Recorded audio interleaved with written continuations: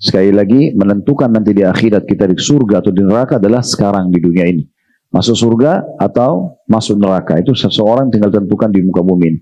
Segera selamatkan diri, mumpung masih hidup, mumpung masih diberikan kesempatan, penuhi majelis-majelis ilmu, terapkan ilmu yang sudah didapatkan, selalu berada di saf-saf pertama, atau golongan pertama yang mengerjakan kewajiban dari Allah. Begitu azan, kita termasuk orang yang pertama mengerjakannya. Begitu tiba puasa Ramadan, kita orang yang paling semangat menyambut dan mengerjakannya. Kalau punya utang, tidak menunda-nunda untuk membayarnya, karena ini kewajiban. Khawatir meninggal nanti malah tidak sempat dibayar, apalagi oleh ahli waris misalnya, karena memang hutang puasa dibayar oleh ahli waris. Tapi kalau mereka tidak paham hukum, maka bisa dituntut pada hari kiamat. Hitung semua zakat mal, zakat harta kita, keluarkan segera sebelum waktunya habis, misalnya karena kita ajal meninggal. Itu juga haji bagi yang mampu. Saya melihat mayoritas orang yang pergi haji itu rata-rata sudah berumur. Mana mereka di masa muda mereka? Padahal mereka punya kemampuan. Dan ini harus disegerakan semua kewajiban-kewajiban tersebut. Yang masih punya orang tua segera berbakti, punya kerabat segera silaturahim, ya, punya masalah ya sama seseorang segera selesaikan. Masih terbuka pintu-pintu dosa, segera tutup. Semua ini harus diambil langkah efektif dari setiap orang di antara kita, karena hanya kita yang bisa menyelamatkan diri kita sendiri. Nah, ini sedikit muqaddimah, pembukaan, mengingatkan kembali tentang dasar judul buku kita ini. Dan alhamdulillah kita sudah menyelesaikan sampai 11 poin. Ya, 11 poin menyelamatkan diri atau kiat sukses ya di alam kubur. Kita sudah bahas kemarin ya, 8, 9, 10, 11, dan itu satu dalil. Sholat, puasa, zakat, dan juga menebarkan kebaikan. Walaupun kita sempat rincikan satu persatu. Ya. Sempat kita buat satu poin ini adalah satu pertemuan, agar lebih rinci ilmu yang bisa Bapak Ibu dapatkan tentunya. Sekarang kita masuk ke kiat sukses ke-12, ya, yaitu masalah menjaga wudhu sebelum sholat. Ini secara khusus. Nanti kita akan bahas masalah wudhu secara umum. Ya. Mungkin banyak orang menganggap remeh masalah wudhu. Mereka pikir, oh wudhu saya sudah tahu, saya bisa kerjakan. Permasalahannya bukan itu. Sudah benar belum wudhunya? Sudah diniatkan belum karena itu ibadah?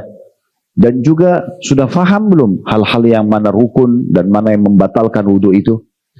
Kalau itu semua sudah, tinggal closing. Ya. Penutupannya adalah, ini sudah rutin dijaga atau tidak?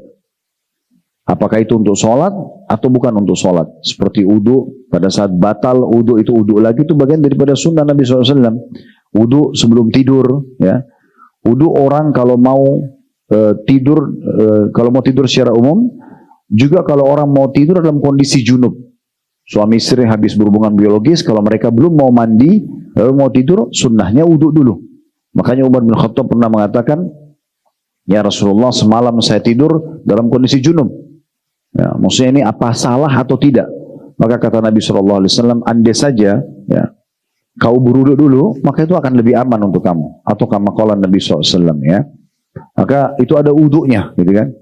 Wudu dalam kondisi misalnya kita mencari keutamaannya karena ingin mengejar, nanti kita akan sebutkan banyak sekali keutamaan wudu, diantaranya akan mendatangkan cahaya hari kiamat, menggugurkan dosa-dosa. Nah, banyak sekali faedah-faedah. Wudu juga sunnahnya kalau lagi emosi. Ya. Kata Nabi SAW, siapa yang lagi emosi berdiri, duduklah. Kalau duduk masih emosi, berbaringlah. Kalau masih emosi juga, maka berwuduklah. Karena wudu itu akan meredam godaan syaitan. Karena emosi dari syaitan, contohnya. Nah, jadi ada pintu-pintu wudu yang banyak sekali. Pertanyaannya, apakah kita sudah amalkan?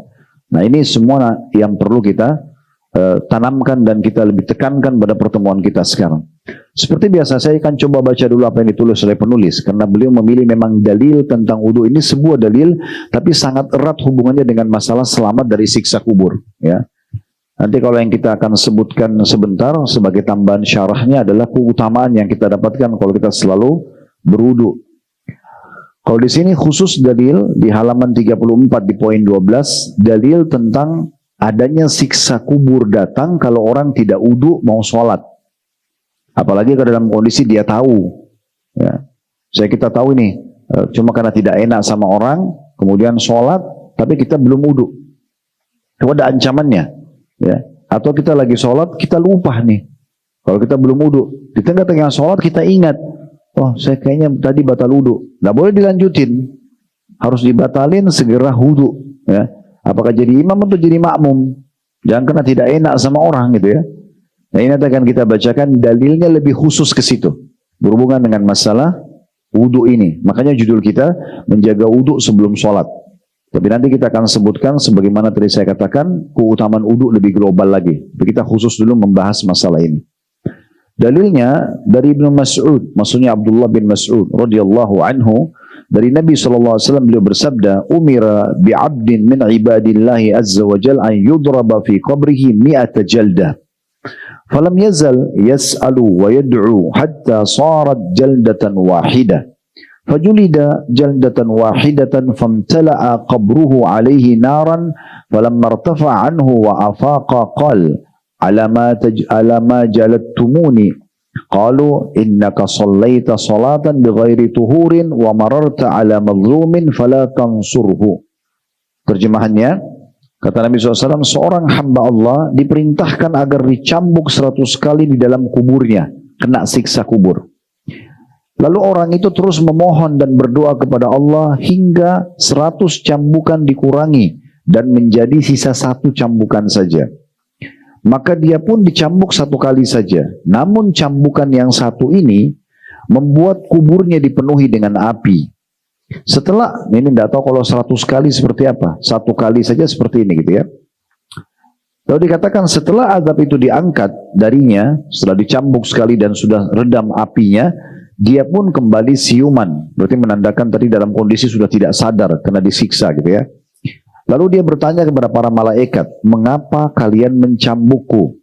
Maka para malaikat menjawab, kamu pernah sholat sekali tanpa bersuci, tanpa wudu, dan kamu pernah melewati orang yang dizalimi, namun kamu tidak menolongnya. Ada angka kecil di situ 13, maksudnya footnote di bawah. Hadis ini adalah hadis yang sahih. Kemudian kalau ibu-ibu lihat dan bapak-bapak mungkin ya, kalau ada di lantai 1 bapak ikut atau di online, maaf saya juga menyapa beliau-beliau. Di situ disebutkan di footnote nomor 13 sahih, maksudnya sanad hadisnya. Kemudian as-sahihah itu maksudnya nama bukunya Syekh Albani rahimahullah. As-sahih maksudnya silsilah hadis sahih nomor 2774. Jadi kalau teman-teman mau nambahin informasi di footnote itu, as-sahihah yang di garis miringin itu sebenarnya ringkasan daripada silsilah ahadits sahihah, bukunya Syekh Albani. Karena beliau mensahihkan hadis ini di nomor 2774. Baik, hadis ini kata penulis ya, mengandung ancaman keras bagi siapa yang tidak berwudu sebelum sholat, dan bahwa sholat tanpa berwudu termasuk dosa besar. Jadi kalau ada orang sengaja sholat tidak wudu, itu bukan hanya sholat yang tidak diterima, dia berdosa. Karena dasarnya sholat itu adalah ibadah kepada Allah Subhanahu wa Ta'ala, dan salah satu syarat mutlaknya adalah wudu. Jadi kalau ada orang sengaja sholat tanpa wudu, maka ini berarti dia termasuk mendapatkan dosa besar. Maka pelakunya mendapatkan azab di kubur, sebagaimana yang ditunjukkan dalam hadis ini. Syekh Islam Ibnu Taimiyah rahimahullah berkata, seorang muslim tidak boleh sholat ke arah selain kiblat, atau tanpa wudu, atau tanpa ruku dan sujud. Siapa yang melakukan itu, dia berhak mendapatkan celaan dan hukuman. Sampai sini dulu, kita akan coba jelaskan dulu ya. Dari hadis ini, lafaz hadis ini bisa kita bagi menjadi beberapa bagian. Faidah. Yang pertama, faidah dari hadis ini, kalau mau catat silahkan tentunya. Seperti biasa kalau ada hadis atau ada ayat, kita coba korek faidah ilmunya ya, hikmahnya. Nah, faidah pertama dari hadis ini adalah adanya hukuman dan siksa kubur. Dari dalil ini salah satu dalil yang digunakan oleh para ulama untuk menjelaskan adanya siksa kubur. Karena di sini dikatakan, kata Nabi SAW, Allah memerintahkan malaikat untuk mencambuk seorang hamba 100 cambukan di kuburan. Itu berarti menandakan ada siksa kubur. Dan tentu siksa kubur beragam penyebabnya. Kalau dalam hadis ini, karena dia ada 2 dosa yang dia lakukan, dia pernah sholat tanpa wudu, dan dia juga pernah melewatin orang terzalimi, dia tidak bantu. Ya. Juga ada hadis yang lain yang menyebutkan tentunya tentang masalah orang yang tidak cebok pada saat kencing atau juga suka mengadu domba. Itu juga ada disebutkan tentang penyebab siksa kubur. Tapi umumnya dosa-dosa itu bisa menjadi penyebab siksa kubur. Ini pelajaran pertama, adanya siksa kubur. Ya. Kemudian pelajaran yang kedua, bisanya hukuman di kuburan itu diringankan oleh Allah Subhanahu wa Ta'ala. Jadi misalnya ada seseorang meninggal, kemudian dia memiliki ancaman akan kena hukuman di kuburan. Tetapi pada saat lagi disolati jenazahnya, banyak yang doakan. Makanya kan makin banyak orang yang solati jenazah itu makin besar dia ditolong. Ya, itu sebabnya orang banyak berlumba-lumba disolati di Masjid Haram Mekah, di Masjid Nabawi. Karena orang yang sholat ribuan bahkan bisa jutaan orang. Apalagi di Ramadan. Karena makin ramai orang yang sholati berarti makin ramai yang doakan. Maka makin dekat dengan syafaat atau pertolongan. Sehingga bisa saja dibersihkan dosanya, diselamatkan, bisa saja terjadi. Bisa juga setelah dia dikubur, ya, selain orang-orang yang antar mendoakan, selain orang sholat tidak mendoakan, orang yang mengantar juga bisa mendoakan.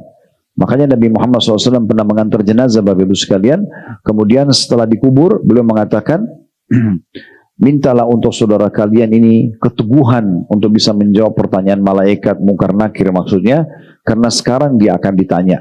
Jadi kita disuruh doakan sebelum kita meninggalkan kuburan.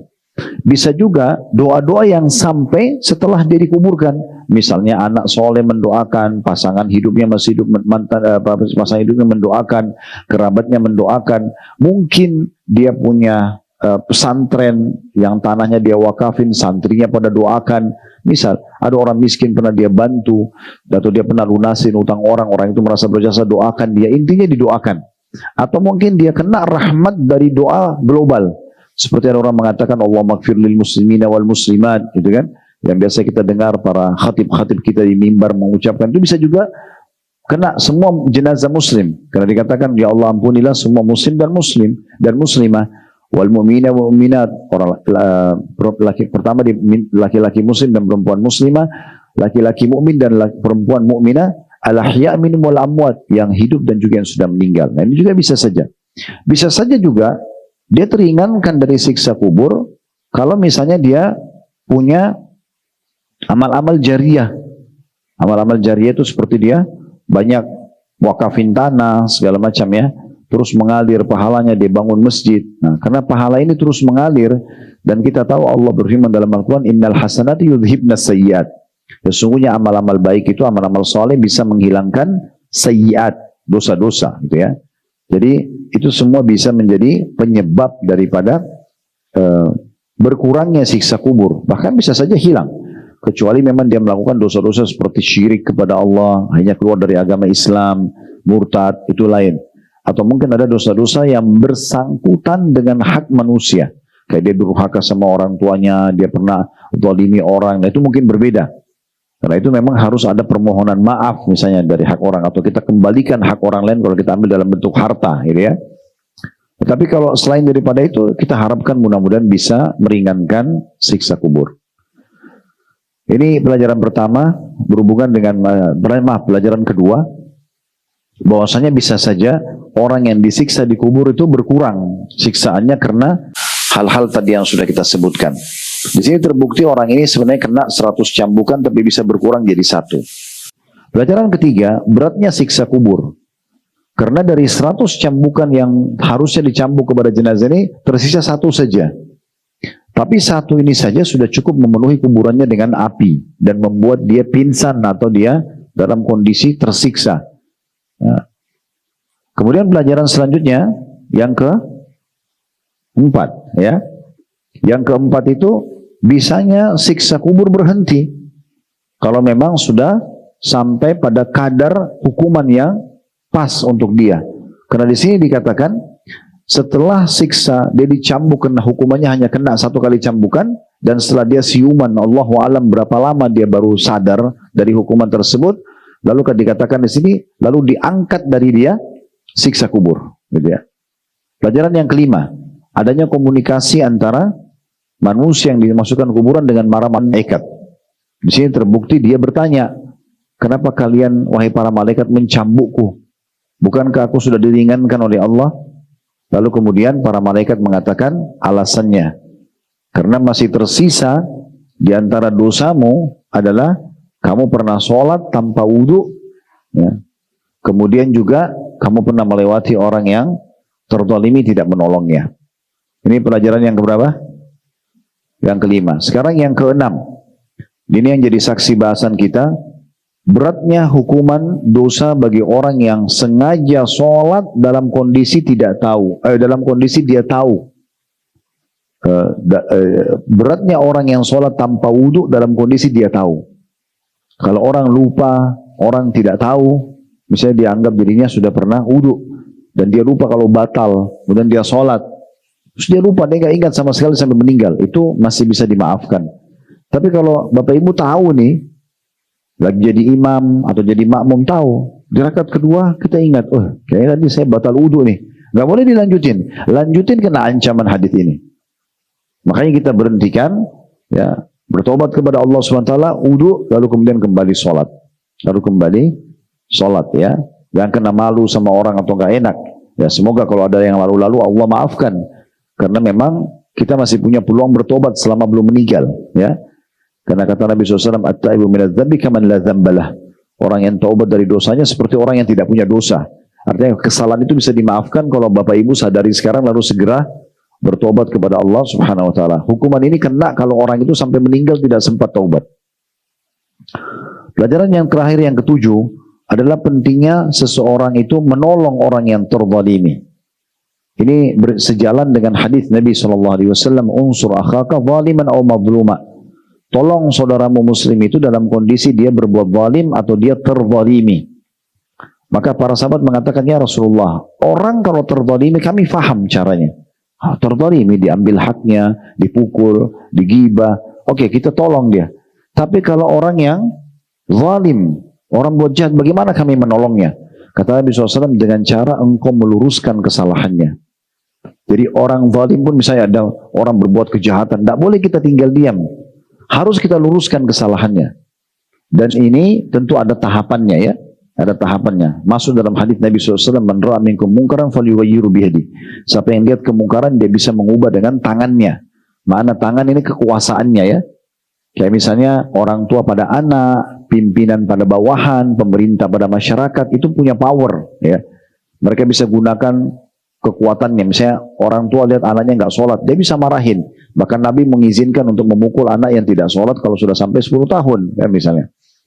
Kemudian atasan, Anda pemilik perusahaan, Anda wajibkan semua pegawai Anda harus pakai jilbab. Nah, ini power, kita gunakan power. Ya, nanti dia di luar konveksi kita, dijual di luar restoran kita, dijual di luar tempat kerja kita, dia buka jilbab itu urusan dia. Tapi selama di tempat kita tanggung jawab. Kita wajibkan, itu kan ada power. Kalau dia nggak mau ya kita keluarkan misalnya. Nah itu tanggung jawab, gitu kan. Nah, begitu juga misalnya Anda wajibkan pegawai sholat. Nah itu juga power, menggunakan power namanya, menggunakan power kita. Atau pemerintah pada masyarakat diterapkan sebuah peraturan, semua muslim harus sholat di masjid, misal contoh. Maka itu peraturan yang harus dipatuhi. Atau kata Nabi SAW, ya, kalau dia tidak bisa dengan biyadihi, maka man ra'a minkum munkaran fa illam yastati' fa bilisani. Kalau dia tidak mampu dengan tangan, maka dia dengan lisannya, nasihati, ya, menasehatin. Ini nggak boleh, ini haram, ayo sholat yuk, dan seterusnya. Fa illam yastati', kalau dia tidak mampu, fa bi qalbi. Kalau dia tidak mampu, maka bisa dengan hatinya. Wa dzalika adhafu liman, dan itu selemah-lemah iman. Dan kita tahu tidak ada orang yang tidak bisa pungkiri sesuatu dengan hatinya. Semua orang bisa. Kalau hati kan, ya Allah berikan hidayah, ya Allah saya tidak suka dengan perbuatan ini misalnya, maka kita selamat. Tapi yang kena di sini adalah yang lewat di situ tahu itu kezaliman, tapi kita sama sekali tidak mau tahu. Adalah itu urusan dia, bukan urusan saya. Nah ini nggak boleh. Nah ini kena juga menjadi penyebab siksa kubur. Walaupun di sini tidak masuk dalam bahasan kita, ya, tapi karena ada dalam hadis maka kita sebutkan ini. Ini 7 pelajaran dan hikmah yang bisa diambil dari lafaz hadis itu sendiri. Kemudian kita tambahkan di sini faedah ke-8, tapi di luar daripada hadis, yaitu perkataan penulis sekaligus perkataan Ibnu Taimiyah. Jadi saya ulangi lagi paragrafnya, beliau mengatakan hadits ini mengandung ancaman keras bagi siapa yang tidak berwudu sebelum sholat. Dan bahwa sholat tanpa berwudu termasuk dosa besar. Nah ini faedah yang ke-8. Artinya kalau ada orang sengaja sholat tanpa wudu, bukan hanya sholatnya tidak diterima, tapi dosa. Nah itu. Kemudian kita bisa tambahkan di situ, kata penulis, maka pelakunya akan mendapatkan azab di kubur. Dan itu dikuatkan dengan perkataan Ibnu Taimiyah rahimahullah. Beliau mengatakan seorang muslim tidak boleh sholat ke arah selain kiblat, atau tanpa wudu, atau tanpa ruku, ataupun sujud. Dan siapa yang melakukan hal itu, dia berhak mendapatkan celaan dan hukuman. Ini faedah ke-8. Baik, kita lanjutkan membaca paragrafnya. Selanjutnya di halaman 35 ya. Sebagaimana hadits ini juga, ini faedah yang ke-9 ya. Sebagaimana hadits ini juga mengandung faedah bahwa jikalau melalaikan tahara, bersuci, sebelum sholat saja sudah diazab dalam kubur, lalu bagaimana dengan orang yang melalaikan sholat? Sudah pasti termasuk ke dalam sebab-sebab yang mendatangkan azab kubur. Jadi faedah yang ke-9, bahwasanya meninggalkan sholat dan melalaikannya lebih berat hukumannya daripada tidak berwudu sebelum sholat. Karena wudu saja yang kita lupakan atau kita tidak mau peduli sebelum sholat sudah cukup datangnya azab kubur, bagaimana kalau orang yang tidak sholat? Maka akan jauh lebih berat hukumannya ya.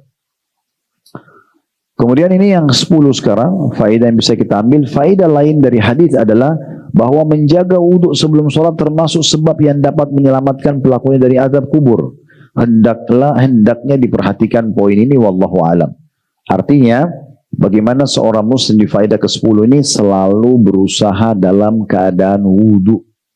Dalam keadaan wudhu. Yang lebih baik tentunya kalau Bapak Ibu batal wudhu, wudhu lagi, batal wudhu, wudhu. Jadi setiap saat mau sholat bisa. Meninggal pun ajal datang dalam kondisi wudhu, bagus, gitu kan? Itu punya ya kemuliaan tersendiri di sisi Allah Subhanahu Wa Taala. Karena orang dalam kondisi tahara atau suci, gitu ya. Selanjutnya di paragraf terakhir kata penulis, Abu Al-Hasan As-Sulaimani berkata, harus difahami bahwa hadis di atas berlaku untuk orang yang sholat tanpa berwudu dengan sengaja dan mengingatnya. Jadi sudah saya sampai ya, sampaikan Bapak Ibu sekalian, kalau misalnya kita lagi sholat, Allahu Akbar, di rakaat kedua kita ingat kita belum punya wudu, nggak boleh dilanjutin. Ini diingatkan oleh Abu Hasan As-Sulaimani. Beliau mengatakan harus difahami bahwa hadis di atas berlaku untuk orang yang sholat tanpa berwudu dengan sengaja dan mengingatnya. Karena orang yang tidak ingat atau lupa tidak diazab. Demikian juga orang yang tidak mengetahui hukum secara rinci terkait permasalahan ini, wallahu alam. Artinya hukuman itu hanya terancamkan kepada orang yang sengaja. Kalau orang lupa atau dia tidak tahu hukum, ada orang baru masuk Islam, dia tidak tahu kalau harus wudu baru sholat misalnya. Nah itu tidak masuk dalam masalah ini. Ya. Tapi itu tidak boleh dia berlama-lama ya dalam masalah hal-hal seperti ini. Baik, ini bahasan tentang masalah poin ke-12. Nanti insya Allah ke depannya kita akan masuk di poin ke-13 ya, dan beberapa poin yang Allah SWT mudahkan. Nah, sekarang kita akan masuk ke syarah dan penjelasan, tambahan informasi tentunya buat Bapak Ibu sekalian rahimani wa rahimakumullah. Yang pertama yang perlu kita fahami, bahwasanya berwudu bagian daripada perintah agama. Bahkan dia memiliki banyak sekali keutamaan. Saya akan coba bacakan hadis-hadis yang ditulis oleh Al-Mundhiri dalam kitab Targhib Tarhib beliau dan disahihkan oleh Syekh Albani dalam terbitan buku Sahih At-Targhib Tarhib. Khusus di bab wudu itu ada di jilid 1 ya, dari halaman 218 sampai 280. Jadi sangat banyak sebenarnya ya. Tapi saya akan fokus di bab nomor 7-nya tentang masalah anjuran berwudu dan menyempurnakan wudu. Itu mulai dari halaman 246. Dan saya sangat merekomendasikan bagi Bapak Ibu yang punya rezeki, beli buku ini ya. Judulnya Sahih At-Targhib Tarhib. Dia 6 jilid. Ada ribuan hadis, semua bicara tentang keutamaan saja. Keutamaan dari amal-amal dan juga ada ancaman bagi orang yang berbuat dosa. Nah itu Bukunya sangat mudah dan sudah diterjemahkan dalam bahasa Indonesia itu ya. Kalau Bapak Ibu mampu beli jilid satu, beli jilid satu aja dulu. Nanti kalau bisa mampu beli 6 jilid tidak apa-apa, tapi dicicil. Alhamdulillah kami sudah bedah ini di YouTube. Jadi Bapak Ibu bisa lihat di playlist YouTube kami, setelah klik yang Khalid Basalam Official logonya, nanti akan cari playlist, setelah diklik nanti cari buku Sahih At-Targhib Tarhib. Kami sudah bedah ini sampai jilid 3. Sekarang kita sudah menyelesaikan bab jihad dan masuk ke bab haji. Keutamaan-keutamaan aja semua ya. Kalau di kantor di masjid dekat kantor kami yang kami biasa imami di situ, itu saya sudah baca sampai jilid 4-nya gitu ya. Tapi itu hanya sekedar kultum. Kalau yang di YouTube itu memang dibedah seperti ini, akan kita kaji lebih dalam. Intinya sebenarnya dalam Sahih At-Targhib Tarhib ya, di jilid 1-nya di halaman 246 ada bab nomor 7, anjuran berwudu dan menyempurnakan wudu. Hadis pertamanya dengan sanad sahih dari Ibnu Umar radhiyallahu anhu, dari bapaknya Umar radhiyallahu anhu, dari Nabi SAW tentang Jibril ya, atau tentang pertanyaan Jibril kepada Nabi SAW tentang Islam. Dan beliau mengatakan, waktu Jibril tanya, beritahukan kepadaku apa itu Islam. Kata Nabi SAW, al-Islamu an tashhadu an la ilaha illallah wa anna Muhammadar Rasulullah. Kata Nabi SAW kepada Jibril, Islam adalah yang pertama engkau mengucapkan 2 kalimat syahadat. Tidak Tuhan yang berhak disembah kecuali Allah dan Muhammad adalah utusannya. Wa an tuqimas shalah, engkau dirikan salat. Wa tu'tiyaz zakah, engkau mengeluarkan zakat. Wa tahujjal wa ta'tamir, engkau haji dan juga umrah. Nah, ini penting digarisbawahi berhubungan dengan masalah umrah ya. Kalau dalam pendapat Imam Syafi'i rahimahullah, umrah pertama itu wajib bagi yang mampu. Kadang-kadang orang mengatakan umrah itu hukumnya sunnah. Sebenarnya sunnahnya itu kalau sudah yang kedua, yang ketiga dan seterusnya. Kalau yang pertama punya kemampuan itu hukumnya wajib sebagaimana wajibnya haji. Makanya di sini dia katakan Islam adalah engkau mengucapkan syahadat, 2 kalimat syahadat, kemudian sholat, mendirikan sholat, menunaikan zakat, dan engkau haji dan umrah. Haji dan umrah. Kemudian selanjutnya, وَتَغْتَسِلَ مِنَ الْجَنَابَةِ, engkau mandi junub. Nah ini yang paling afdol, mohon maaf kalau orang setelah interaksi biologis, suami istri, maka yang paling tepat langsung mandi, tidak menundanya. Ya, karena itu amanah dari Allah Subhanahu Wa Taala dan perintah. Kemudian selanjutnya, وَأَنْ تُتِمَّ الْوُضُوءَ, dan engkau menyempurnakan wudu. Nah ini jadi saksi bahasan kita. Menyempurnakan wudu bagian daripada Islam itu sendiri. Wa tasuma Ramadan, kalau engkau berpuasa Ramadan. Qala fa idza fa'altu dzalika fa ana muslim, maka seseorang Jibril bertanya kepada Nabi SAW, apakah kalau aku kerjakan itu berarti aku sudah dianggap muslim? Qala na'am, kata Nabi SAW. Nah, maka Jibril mengatakan shadaqta, kamu telah benar. Dan hadis ini diriwayatkan oleh Ibnu Khuzaimah dalam sahihnya, dan hadis yang senada juga disebutkan dalam kitab As-Sahihain, Bukhari dan Muslim, dengan pemaparan yang berbeda. Biasanya kan kalau kita dengar tentang rukun Islam itu cuma 5 itu ya, tentang syahadat, sholat, zakat, puasa Ramadan dan haji. Kalau hadis ini lebih lengkap, karena selain 5 ini ternyata disebutkan ada tambahannya. Ya, di sini dikatakan setelah syahadat, kemudian sholat, kemudian zakat, lalu ditambah haji dan umrah. Ada umrahnya masuk. Boleh ditambah juga mandi junub. Ya, artinya orang muslim tidak boleh meninggalkan mandi junub karena tidak sah sholatnya. Bahkan orang dalam kondisi junub tidak boleh masuk dalam masjid. Kemudian menyempurnakan wudu serta juga berpuasa Ramadan. Kemudian hadis yang lain tentang keutamaan wudu, Bapak Ibu sekalian, yang kedua diangkat oleh Al-Mundhiri dengan sanad sahih dari Abu Hurairah radhiyallahu anhu. Beliau mengatakan, aku mendengarkan Rasulullah sallallahu alaihi wasallam bersabda, inna ummati yud'auna yaumal qiyamati gurran muhajjalina min atharil wudu, faman istata'a minkum an yuqila gurratahu falyaf'al.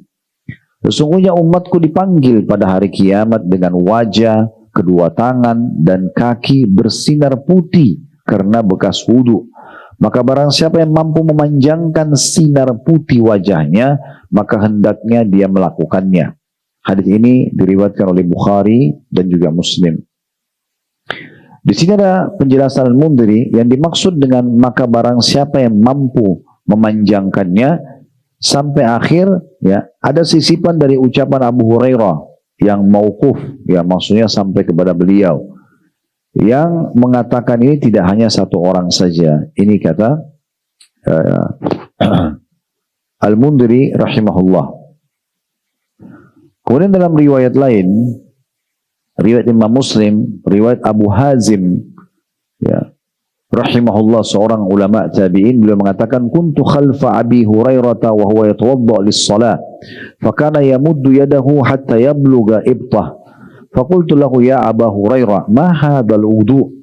Faqala ya bani Farrukha antum hahuna, law alimtu annakum hahuna ma tawadda'tu hadzal wudu.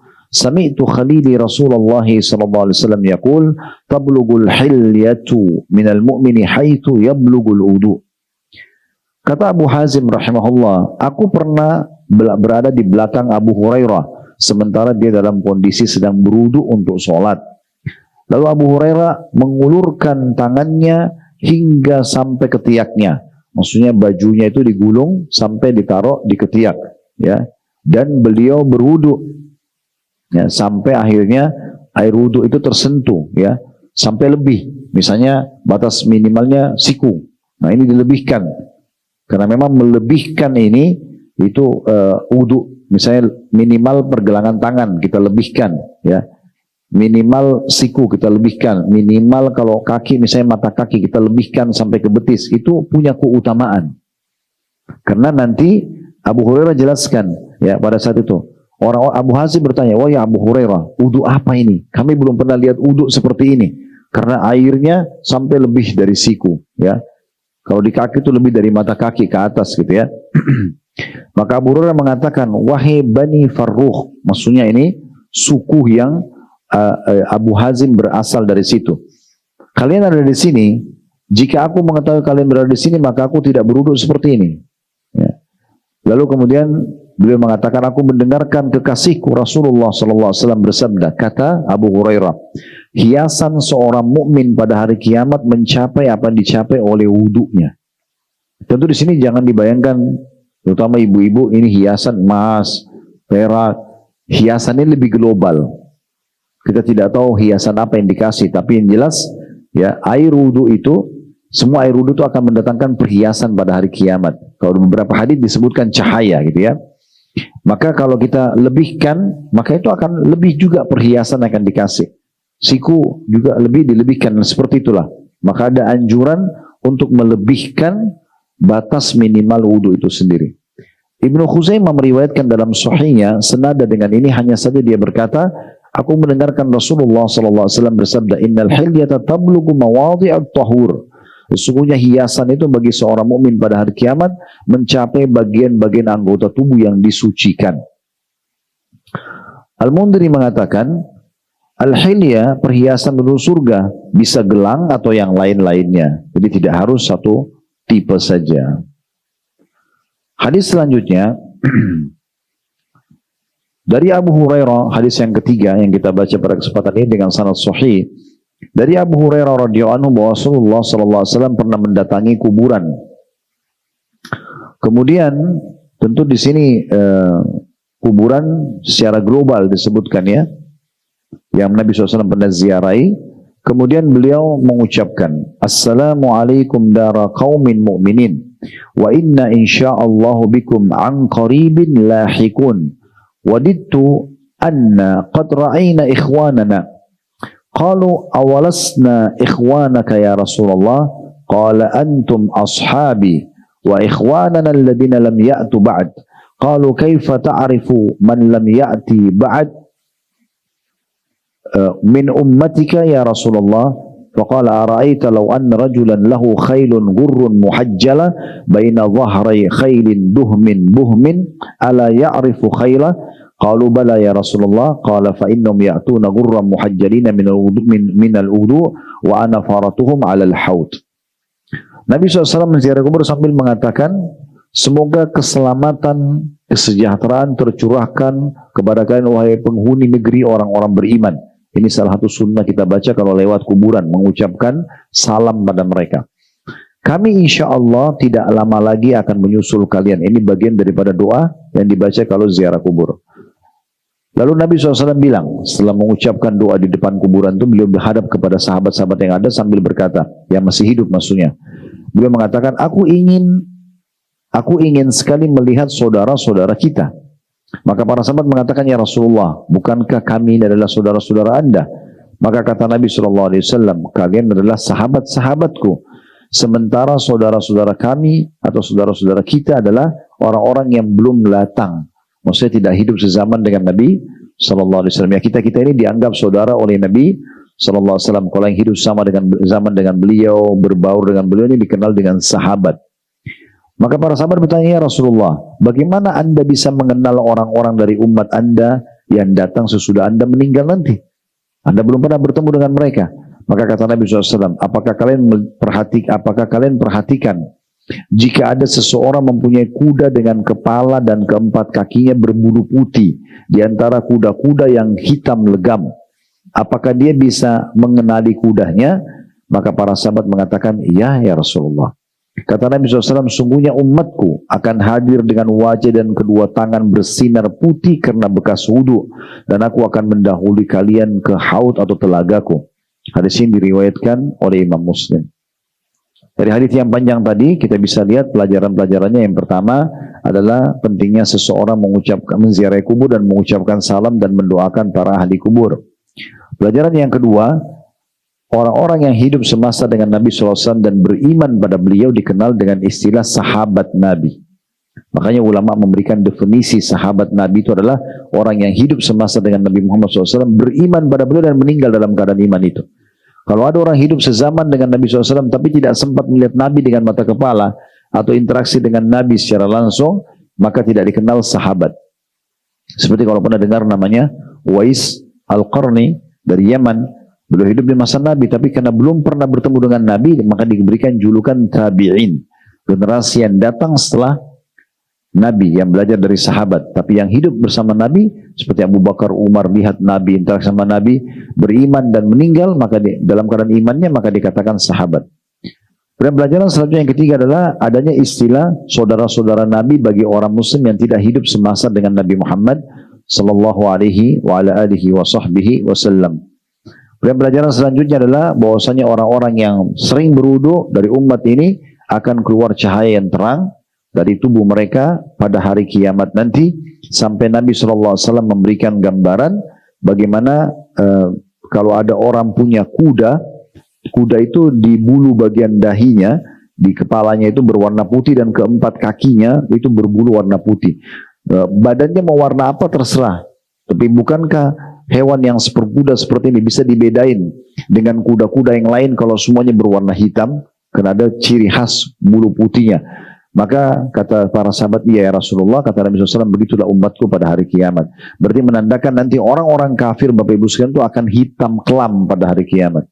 Mereka tidak punya cahaya sama sekali. Nah, ini contoh saja di antara keutamaan-keutamaan. Selanjutnya juga ada hadis menyebutkan tentang keutamaan wudu, gugurnya dosa-dosa dengan kita berwudu. Sebagaimana hadis yang sahih diriwayatkan oleh Malik, Muslim, Tirmidzi. Hadits Abu Hurairah radhiyallahu anhu bahwasanya Rasulullah SAW bersabda, "Idza tawadda al-'abdul muslim awil mu'min." Kalau seorang hamba muslim atau mukmin berwudu, faghassala wajhahu, kemudian dia membasuh wajahnya, kharaja min wajhi kullu khati'atin nadhara ilaiha bi'ainaihi ma'al ma' aw ma'akhiri qatril ma'. Maka akan berguguran semua dosa yang pernah dilihat oleh matanya atau kedua matanya bersamaan dengan tetesan air terakhir. Fa idza ghassala yadayhi kharaja min yadayhi kullu khati'atin kana batishatha yadahu ma'al ma' aw ma'akhiri qatril ma'. Dan kalau dia mencuci telapak tangan atau tangan sampai sikunya, maka akan berguguran semua dosa-dosa yang pernah dijama oleh kedua tangannya. Fa idza ghassala rijlaihi kharaja kullu khati'atin mashatha rijlahu ma'al ma' aw ma'akhiri qatril ma'. Kalau dia cuci kakinya, maka akan berguguran semua dosa-dosa di kakinya bersamaan dengan air-air wudu yang jatuh atau bersamaan dengan tetesan air yang terakhir. Hatta yakhruja naqiyyan minadz-dzunub, sampai akhirnya orang ini bersih dari dosa-dosa. Jadi uduk itu menggugurkan dosa. Makanya makin sering uduk makin bagus. Misalnya kalau kita batal uduk, uduk lagi, batal uduk, uduk lagi. Ya itu lebih positif ya. Apalagi kalau kita mau jalan ya, sehingga nanti kalau tiba waktu sholat kita tidak usah lagi antri di tempat uduk ya. Dan ini akhirnya membuat kita tertunda sholat berjamaah, kita kehilangan satu rakaat. Pernah saya jelaskan ya, kalau Bapak Ibu masbuk satu rakaat saja misalnya, maka itu susah untuk kita perbaikin. Kecuali kita punya udur-udur syar'i ya, sakit, ke WC, ada udur syar'i, gempa bumi dan seterusnya. Orang operasi, segala macam ini ada udur-udur syar'i. Tapi kalau tidak ada, sebaiknya jangan ketinggalan. Karena beda pahalanya orang yang sholat di awal waktu sama waktu yang kedua. Beda dengan waktu yang ketiga, beda dengan waktu yang keempat. Beda orang yang dapat 4 rakaat full duhur dengan orang yang cuma dapat 3 rakaat, itu beda semua pahalanya. Dan tidak bisa kita perbaikin tentunya. Nah seperti itulah. Dalam hadis yang lain disebutkan tentang jatuhnya dosa-dosa dari kuku-kuku. Ya, bersamaan tetesan terakhir. Sebagaimana hadis yang sahih diriwayatkan oleh Imam Muslim dan juga An-Nasa'i dari hadis Utsman bin Affan radhiyallahu anhu, beliau mengatakan Rasulullah SAW bersabda, "Man tawadda fa ahsana al-wudu'a kharajat khatayahu min jasadi hatta takhruja min tahta al-fari." Barang siapa yang berwudu lalu dia membaguskan wudunya, maka kesalahan-kesalahannya keluar dari jasadnya sehingga hingga dosa-dosa atau kesalahan itu keluar dari bawah kuku-kukunya. Bersama dengan tetesan air terakhir sebagaimana riwayat sebelumnya. Ya. Dalam riwayat yang lain, Utsman bin Affan pernah berwudu, kemudian beliau berkata, "Ra'aitu Rasulullah sallallahu alaihi wasallam tawadda mithla wudu'i hadha, thumma qala." Saya pernah melihat Nabi SAW, kata Utsman, berwudu seperti wudukku ini. Lalu beliau praktikin cara wuduknya. Dan beliau mengatakan, bahwasanya Nabi SAW berkata setelah itu, "Man tawadda hakadha, ghufira lahu ma taqaddama min dhanbi, wa kanat salatu wa masyuhu ila al-masjid nafilah." Siapa yang wuduk seperti wuduk ini, disempurnakan wuduknya, maka akan gugur dosa-dosanya yang telah lalu. Dan sholatnya serta jalannya ke masjid adalah tambahan pahala baginya. Itu tidak asing lagi wudhu buat kita ya. Membasuh kedua telapak tangan, dimulai dari bagian depan ataupun bagian dalam. Intinya kita membasuh tangan kanan dan tangan kiri. Ingat batas minimal pergelangan, lebihkan. Ya, sekali lagi dilebihkan. Sudah kita sebutkan tadi hadisnya. 3 kali, wajibnya sekali. Ya, 3 kali sunnahnya. Kemudian ngambil air dengan 1 cakupan telapak tangan kita, masukkan setengahnya di mulut, kumur-kumur maksimal. Bukan masuk dibuang. Kumur-kumur, yang sisanya dihirup, namanya istinsyak. Nah istinsyak ini Bapak Ibu sekalian hirup, bukan cuma ditaruh di ujung hidung, memang dihirup. Kemudian istinsar, istinsar itu dikeluarkan dengan tangan kiri dengan kuat. Ya, itu caranya sekali. Jadi tadi kalau ini saran kami, kalau wudu masukkan air di mulut, kumur-kumur maksimal, jangan buru-buru dibuang. Usahakan semua rongga mulut kita itu kena ya. Nanti kita sambil hirup air di hidung, kita keluarkan air dari hidung tadi, baru kita buang hasil kumur-kumur kita. Karena ini satu rangkaian sampai 3 kali. Kemudian selanjutnya wajah, dari awal tumbuhnya rambut sampai di dagu atau dagu, kemudian dari kuping kanan ke kuping kiri, semuanya. Dengan mengambil air 2 telapak tangan, kemudian diusapkan ke wajahnya. Ya, dipastikan semuanya kena 1, 2, dan 3. Kemudian telapak tangan kanan sampai ke siku. Kemudian kalau misalnya Bapak Ibu mulai dari bagian depan, seperti ini ditarik misalnya, kerannya lagi jalan, kita tarik ke bawah, ini pastikan selalu dipegang sikunya. Jadi ini biasa tidak kena air. Kalau tidak kena berarti bisa tidak sah wuduknya. Kemudian ditarik ke dalam, ya, baru sekali, pelan-pelan aja. Makanya hadis-hadis tentang wuduk juga kita kalau baca itu banyak sekali. Di sini mungkin ada belasan bahkan puluhan lembar ya yang membahas masalah hadis. Itu umumnya semua disuruh sempurnakan wudu, sempurnakan wudu. Pelan-pelan, jangan tergesa-gesa, pastikan semua kena. Kanan 3 kali, kiri 3 kali. Kemudian bagian kepala, dalam beberapa hadis disebutkan Nabi SAW melakukannya sekali. Dan itu ditarik dari bagian depan kepala sampai ke batang leher ya, atau tengkuk, kemudian ditarik ke depan lagi. Baru jari telunjuk masuk ke dalam kuping dan jari jempol itu mutar di belakang seperti memijit kupingnya. Kemudian baru telapak kaki Dan beberapa imam-imam mazhab mewajibkan menyelat-nyelatkan tangan, jari-jari tangan ke jari-jari kaki. Ya, di selat-selat itu dimasukkan, karena takutnya nanti di antara jari-jari kaki ini ada yang tidak kena air. Maka kita selat-selatkan. Bagi orang yang sudah, misalnya ibu maaf, pada saat keluar rumah tadi, dalam kondisi habis mandi misalnya sudah wudu.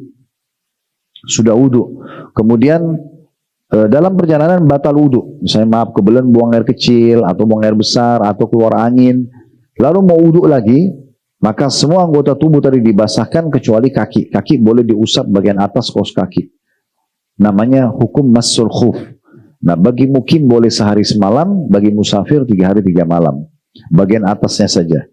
Dan Ali bin Abi Thalib mengatakan radhiyallahu anhu, kalau agama ini dipahami dengan akal, harus menggunakan akal. Maaf, kalau agama ini menggunakan akal, maka mengusap kaos kaki itu, atau khuf-khuf itu sebenarnya kaos kaki yang di masa Nabi itu dipakai musim dingin dari kulit.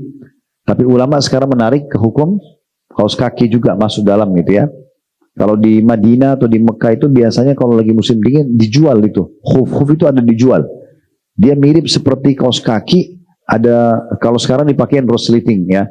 Nah, itu dia bukan sepatu, tapi kalau kaos kaki juga dia agak tebal, dia kayak dari kulit. Nah, itu biasanya itu diusap bagian atasnya. Nah, sebagian ulama menarik juga itu hukum kaos kaki, tapi syaratnya sebelum Bapak Ibu pakai kaos kaki dalam kondisi suci.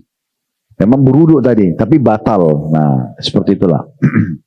Nah, ini diantara keutamaan wudu karena dia bisa menggugurkan dosa-dosa ya. Dan tentang masalah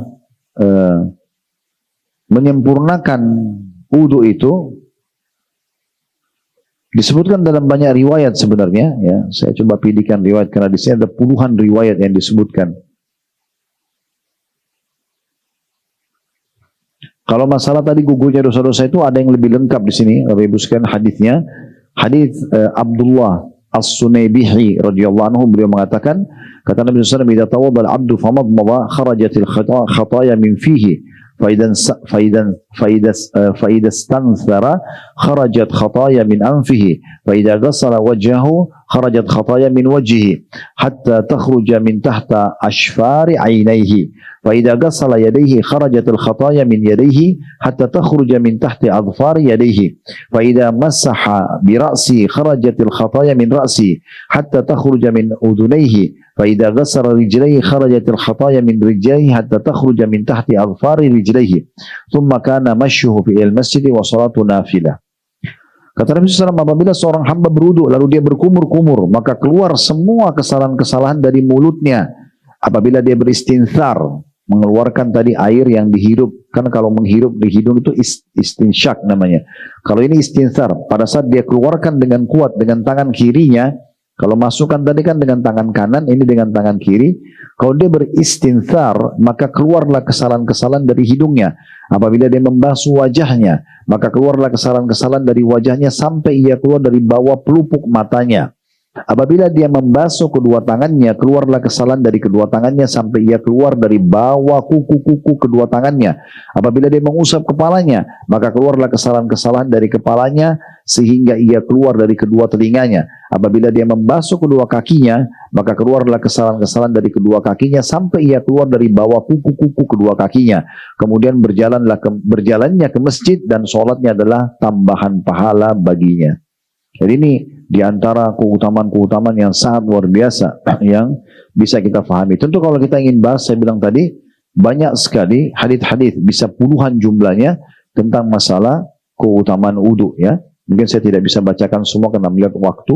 Udah benar dari Allah, silakan diambil dan diamalkan. Kalau salah dari kami, mohon dimaafkan dan kami beristighfar kepada Allah Subhanahu wa taala. Semoga semua yang hadir dipenuhi hajat-hajat dunia akhiratnya, diampuni dosa-dosanya dan terima seluruh amal-amal solehnya. Semoga Allah selalu menjaga nikmat kemerdekaan, persatuan dan kesatuan kita. Allah selalu memandu para pemimpin kita yang sedang memimpin untuk menjalankan tugas dan amanah dengan baik. Allah berikan balasan yang sempurna dari apa yang telah mereka berikan, dari ide, dari energi, dari harta dan apapun yang mereka kerahkan untuk masyarakat dan juga untuk negara, dan semoga juga Allah Subhanahu wa taala memaafkan kesalahan-kesalahannya, dan semoga Allah jadikan kita masyarakat yang selalu gotong royong dengan pemerintah menjalankan tugas dan amanah untuk menjaga kemerdekaan, persatuan dan kesatuan kita ini, dan semoga negara kita selalu makmur dan dijaga oleh Allah Subhanahu wa taala menjadi contoh bagi negara-negara yang lain.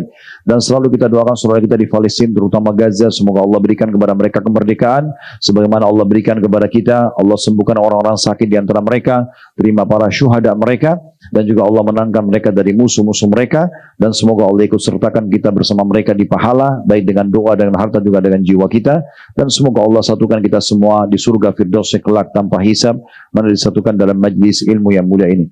Subhanakallahumma bihamdika, asyhadu an la ilaha illa anta astaghfiruka wa atubu ilaik, wa sallallahu ala nabiyyina wa habibina Muhammadin wa alihi wa sahbihi wasallam, walhamdulillahi rabbil alamin, wassalamualaikum warahmatullahi wabarakatuh.